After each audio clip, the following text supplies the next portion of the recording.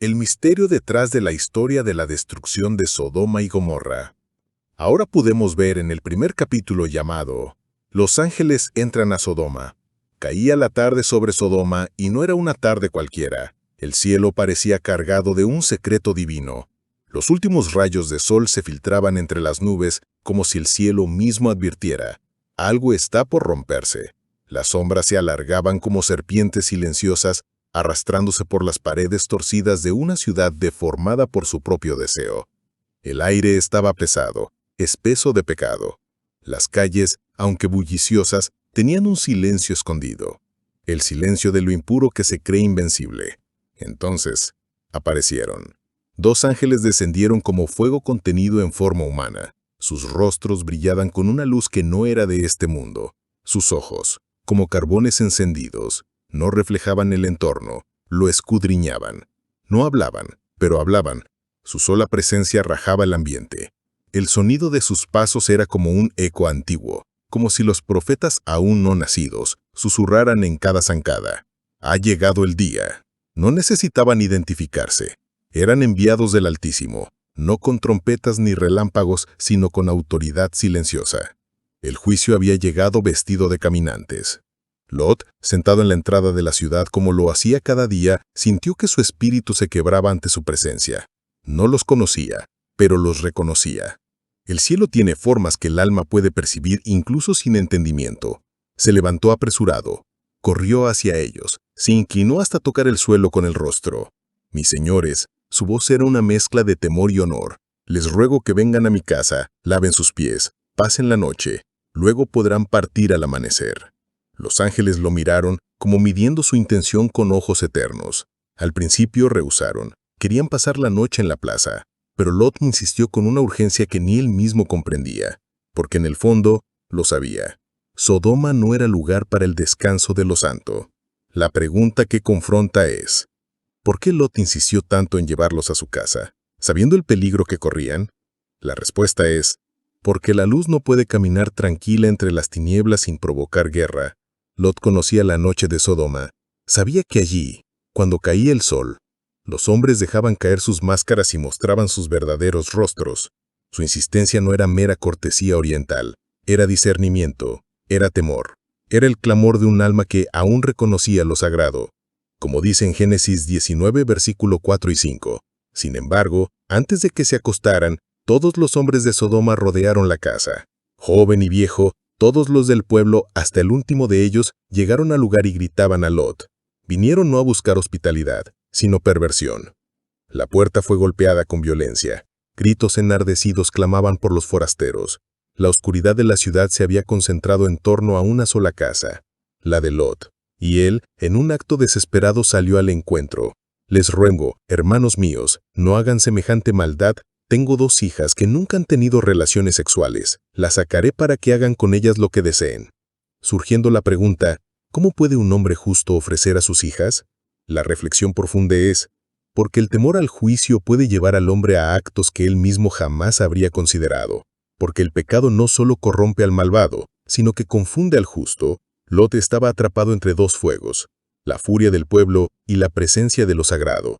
Y en medio del caos ofreció lo que más amaba, intentando proteger a quienes él sabía que eran santos. Fue una decisión impensable, torcida, dolorosa, pero también reveladora.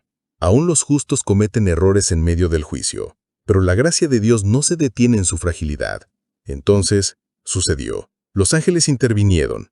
En Génesis 19, versículo 20 dice: extendieron la mano, metieron a Lot en la casa y cerraron la puerta. Luego, con una palabra, hirieron de ceguera a los hombres perversos, dejándolos tropezando en su furia. Fue en ese momento que Sodoma selló su sentencia. Los ángeles ya no eran solo visitantes, eran ejecutores del juicio. Y la tierra había sido pesada y hallada en falta. Seguidamente, en el segundo capítulo llamado Cuando el juicio llamó a la puerta, la noche se volvió juicio. No fue un trueno, no fue un terremoto, fue una voz, firme, celestial, urgente. Los ángeles hablaron con una seriedad que no admitía réplica.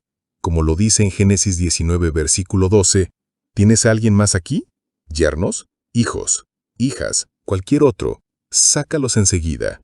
El reloj del cielo estaba marcando sus últimos segundos sobre Sodoma.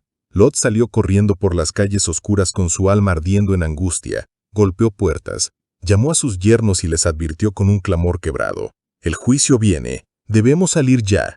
Pero ellos rieron. Lo miraron con ironía, como quien escucha a un viejo fanático o a un lunático desesperado. En Génesis 19, versículo 14 dice: «A los ojos de sus yernos, Lot parecía a alguien que bromeaba». ¿Cuántos desprecian una advertencia divina porque viene en forma humana? La verdad, cuando se viste de cotidiano, es fácil de ignorar. En Mateo 13:55 dice: «Jesús fue despreciado por ser el hijo del carpintero». El Eterno se esconde a menudo en lo simple para probar los corazones. A veces la advertencia suena como una voz familiar, a veces como el susurro de un padre angustiado, y otras como el último grito antes del fuego. Al amanecer, el cielo aún gris contenía una furia que nadie en la ciudad intuía. Y fue entonces que los ángeles alzaron la voz con un tono diferente. Como lo dice en Génesis 19, versículo 15, «Apresúrate, toma a tu esposa y a tus 2 hijas, sal ya o morirás con los demás». La instrucción era clara, directa, sin espacio para interpretación. El juicio no da margen al sentimentalismo. Y sin embargo, en medio de la carrera, en medio del escape, una figura se volvió. Fue un giro de cuello, un instante, pero con consecuencias eternas. La esposa de Lot miró atrás. No gritó, no habló, no tropezó, solo miró. Y en ese momento su cuerpo se quebró en sal. Firme, frío, inmóvil. Un monumento al alma que no logra soltarse del mundo. Surgiendo la pregunta, ¿y por qué miró? Quizá por nostalgia, quizá por apego, quizá porque su cuerpo salió de Sodoma pero su corazón aún vivía entre sus fiestas, sus rutinas, sus riquezas. Quizá fue el amor a una ciudad que le prometió todo y le quitó el cielo. La reflexión profunda es: no se puede correr hacia el propósito eterno con el corazón atado al pasado. Dios no llama a medias. Cuando Él dice, sal, no espera que lleves recuerdos, ni que colecciones miradas. El que mira atrás pone en duda la justicia del que llamó. En Lucas 9:62 dice: Jesús respondió: nadie que pone la mano en el arado y luego mira atrás es apto para el reino de Dios. Finalmente, en el último capítulo llamado Cuando el cielo se abrió en fuego, en Génesis 19, versículo 24 dice: El Señor hizo llover fuego y azufre desde el cielo sobre Sodoma y Gomorra. No fue una lluvia como las otras, no traía vida, no humedecía la tierra ni alimentaba los campos. Fue una lluvia que descendía como espadas ardientes. Era fuego con memoria, era azufre con propósito. Era el juicio puro cayendo directamente desde el trono de la justicia. Las nubes se abrieron como si el cielo estuviera herido, y lo que cayó no fue agua, sino ira. Las calles crujieron, las casas estallaron en llamas, las columnas se torcieron como cera. Los gritos, antes arrogantes, se convirtieron en susurros apagados. La tierra ardía como si las raíces mismas del mal fueran arrancadas con fuego. Las torres colapsaban, los templos de la impureza se derretían y el humo subía como incienso de condena. A lo lejos, en otra dimensión espiritual, Abraham se levantó temprano. El mismo lugar donde había orado, donde había suplicado, donde días antes había negociado con Dios, intercediendo por el justo entre los muchos. Se paró en ese sitio sagrado donde la fe había hablado cara a cara con la misericordia. En Génesis 19, versículo 27 y 28 dice: Abraham se levantó temprano esa mañana y regresó al lugar donde había estado en presencia del Señor. Miró hacia Sodoma y Gomorra y vio columnas de humo que se elevaban desde las ciudades como desde un horno.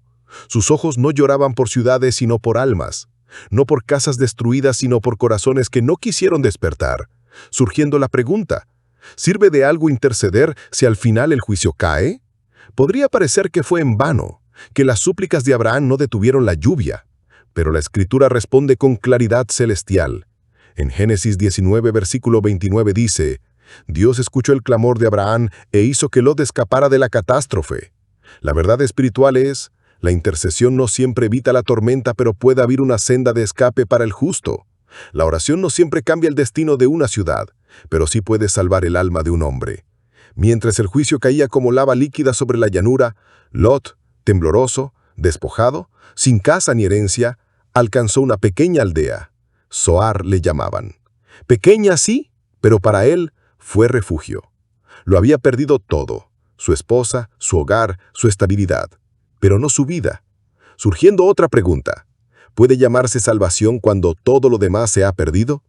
Teniendo como respuesta que sí, porque la verdadera salvación no se mide por lo que queda en las manos, sino por quien sostiene el alma. Lot no tenía posesiones, pero tenía misericordia. No tenía dirección, pero tenía protección. No tenía compañía, pero no estaba olvidado. En Mateo 16, versículo 26 dice, ¿y qué beneficio obtienes si ganas el mundo entero, pero pierdes tu alma? Como cierre final se puede decir que Dios no olvida a los que interceden, ni abandona a los que se aferran a su palabra. La justicia puede caer como fuego, pero la misericordia corre más rápido que el juicio y guía al justo hasta el lugar seguro. Tú decides. La paz sea contigo. No olvides de suscribirte para más videos.